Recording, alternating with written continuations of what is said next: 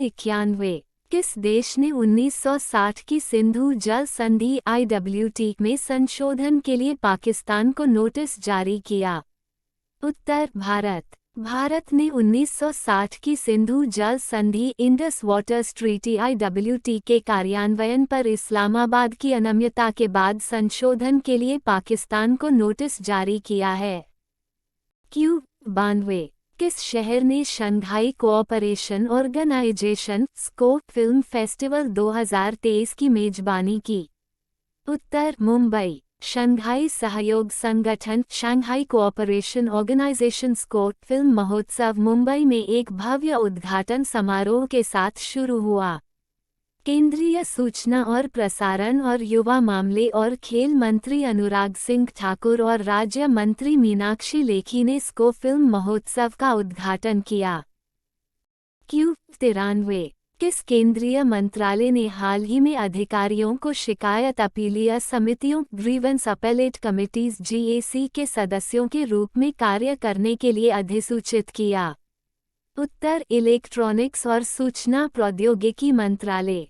Electronics और सूचना प्रौद्योगिकी मंत्रालय ने शिकायत अपीलीय समितियों ग्रीवेंस अपेलेट कमिटीज GAC के सदस्यों के रूप में कार्य करने के लिए 9 अधिकारियों को अधिसूचित किया। Q 94। सड़क परिवहन और राजमार्ग मंत्रालय ने कितने साल से पुराने सभी सरकारी वाहनों को स्क्रैप करने की घोषणा की? उत्तर 15। केंद्रीय सड़क परिवहन और राजमार्ग मंत्री नितिन गडकरी ने 1 अप्रैल से घोषणा की कि 15 साल से अधिक पुराने सभी सरकारी वाहनों को स्क्रैप कर दिया जाएगा। इसके हिस्से के रूप में केंद्र और राज्य सरकारों, परिवहन निगमों और सार्वजनिक क्षेत्र के उपक्रमों के स्वामित्व वाले 9 लाख से अधिक वाहनों को नए वाहन द्वारा रिप्लेस किया जाएगा। Q 95। निधि आपके निकट किस संस्था का आउटरीच कार्यक्रम है? उत्तर EPFO। कर्मचारी भविष्य निधि संगठन EPFO ने निधि आपके निकट कार्यक्रम के माध्यम से सभी जिलों में बड़े पैमाने पर आउटरीच कार्यक्रम शुरू किया है। इस कार्यक्रम का उद्देश्य हर महीने की 27 तारीख को सभी जिलों तक पहुंचना और संगठन और उसके हितधारकों के बीच संबंधों को मजबूत करना है। Q 96। नवीनतम all India survey on higher education AISHE के अनुसार पिछले सर्वेक्षण की तुलना में 2019-20 में उच्च शिक्षा में कुल नामांकन का रुझान क्या है? उत्तर बड़ा। शिक्षा मंत्रालय ने हाल ही में all India survey on higher education AISHE 2020-2021 जारी किया है। मंत्रालय 2011 से AISHE का संचालन कर रहा है। Q 97। RBI के हालिया अध्ययन के अनुसार किस राज्य को केंद्र से सबसे अधिक GST मुआवजा प्राप्त हुआ? उत्तर महाराष्ट्र। भारतीय रिजर्व बैंक RBI के एक अध्ययन के अनुसार जुलाई 2017 से जून 2022 तक 5 साल की संक्रमण अवधि के दौरान महाराष्ट्र, कर्नाटक और गुजरात ने सबसे ज्यादा GST मुआवजा प्राप्त किया। Q 98। सोलिगा इकारिनाटा सोलिगा इकारिनेटा जिसका नाम सोलिगा समुदाय सोलिगा कम्युनिटी के नाम पर रखा गया था, किस प्रजाति से संबंधित है? उत्तर ततया। कर्नाटक में बिलीगिरी रंगन हिल्स के एक स्वदेशी समुदाय सोलिगा के नाम पर कीटविज्ञानियों ने ततया के एक नए जीनस का नाम सोलिगा इकारिनाटा सोलिगा इकारिनेटा रखा है। Q 99। OBC के उपवर्गीकरण आयोग के प्रमुख कौन हैं? उत्तर न्यायमूर्ति G रोहिणी। अन्य पिछड़ा वर्ग OBC के उपवर्गीकरण के लिए न्यायमूर्ति G रोहिणी के नेतृत्व वाले आयोग को अब राष्ट्रपति द्वारा एक और विस्तार दिया गया है।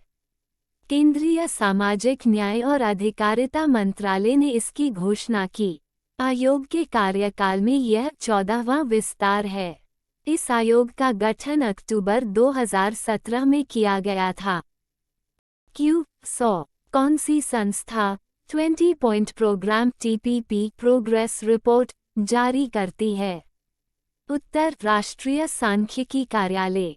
राष्ट्रीय सांख्यिकी कार्यालय एनएसओ द्वारा अपनी नवीनतम 20 सूत्रीय कार्यक्रम टीपीपी प्रगति रिपोर्ट में जारी आंकड़ों के अनुसार FY23 के पहले 6 महीनों में 9,753 किलोमीटर सड़कों का निर्माण प्रधानमंत्री ग्राम सड़क योजना PMGSY के तहत किया जा सका है। Q101 10,000 नए MSMEs पंजीकृत करने वाला पहला जिला कौन सा है? उत्तर एर्नाकुलम। केरल में एर्नाकुलम 10,000 नए MSMEs का पंजीकरण प्राप्त करने वाला पहला जिला बन गया है। यह नई नौकरियां पैदा करके और भारत की GDP में विविधता लाकर MSMEs के योगदान को बढ़ावा देने में मदद करेगा। Q102 नाबा किशोर दास जिनकी हाल ही में गोली मारकर हत्या कर दी गई थी, किस राज्य के स्वास्थ्य मंत्री थे? उत्तर ओडिशा। ओडिशा के स्वास्थ्य मंत्री नाबा किशोर दास की एक पुलिसकर्मी की गोली लगने से मौत हो गई। झारसुगुड़ा जिले के ब्रजराजनगर इलाके के गांधी चौक में एक पुलिसकर्मी की गोली लगने से उनकी मौत हो गई, जहां वह एक कार्यक्रम में शामिल होने गए थे। Q103 हाल ही में किस शहर ने मिलिट्री लिटरेचर फेस्टिवल का आयोजन किया? उत्तर पटियाला। पटियाला का पहला सैन्य साहित्य महोत्सव हाल ही में संपन्न हुआ। Brave heart ride motorcycle rally को झंडी दिखाकर रवाना किया गया। Q104 पश्चिमी घाट में एक दुर्लभ कम ऊंचाई वाला बेसाल्ट पठार बेसाल्ट प्लाटो किस राज्य में खोजा गया है? उत्तर महाराष्ट्र। पुणे में अघारकर रिसर्च इंस्टीट्यूट आरी के वैज्ञानिकों ने पश्चिमी घाट में एक दुर्लभ कम ऊंचाई वाला बेसाल्ट पठार खोजा है। महाराष्ट्र के ठाणे में आरी की टीम द्वारा खोजा गया यह नया पठार इस बात का सुराग लगा सकता है कि विश्व स्तर पर पौधों की प्रजातियां जलवायु परिवर्तन से कैसे बचती हैं। Q105 कौन सा शहर पहली G20 अंतर्राष्ट्रीय वित्तीय वास्तुकला कार्य समूह international financial architecture working group की बैठक का मेजबान है? उत्तर चंडीगढ़। G20 इंडियन प्रेसिडेंसी के तहत पहली G20 international financial architecture working group की बैठक चंडीगढ़ में आयोजित की गई। अंतर्राष्ट्रीय वित्तीय संरचना कार्य समूह अंतर्राष्ट्रीय वित्तीय संरचना को मजबूत करने पर ध्यान केंद्रित करता है। इसका उद्देश्य कमजोर देशों के सामने आने वाली कई चुनौतियों का समाधान करना भी है। Q106 भारत ने किस देश के साथ initiative on critical and emerging technologies की शुरुआत की?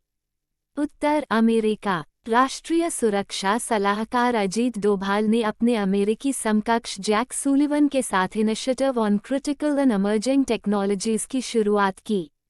मई 2022 में अमेरिकी राष्ट्रपति जो बाइडेन और प्रधानमंत्री नरेंद्र मोदी ने सरकारों, शैक्षणिक संस्थानों के बीच अपनी रणनीतिक प्रौद्योगिकी साझेदारी और रक्षा औद्योगिक सहयोग का विस्तार करने के लिए आईसेट की घोषणा की।